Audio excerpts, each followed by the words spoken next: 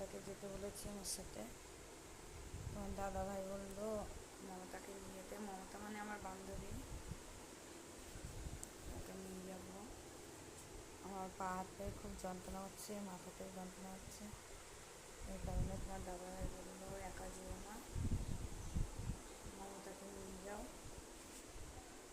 তো ডাক্তারকে ফোন করেছিলাম, কালকে তো আসেনি ডাক্তারবাবু, আজ বললো 6টার পরে আসতে। এই কারণে একটু বসে আছি, ও আসুক, রেডি হতে গেছে, ও আসলে বেরোবো। দেখি কখন আসে, 6টার আগেই বেরোতে হবে, কারণ অটো করে অনেকখানি যেতে হবে। আমি রেডি হয়ে গেছি, বসে আছি, বসে ঠিক না, শুয়েই আছি। দেখি মমতা আসছে নাকি। রেডি হয়ে গেছি, দেখো বেরোবো, দেখি মমতা আসছে নাকি। 6টার আগে না বেরোলে আবার অসুবিধা হবে, অটো পাবো না।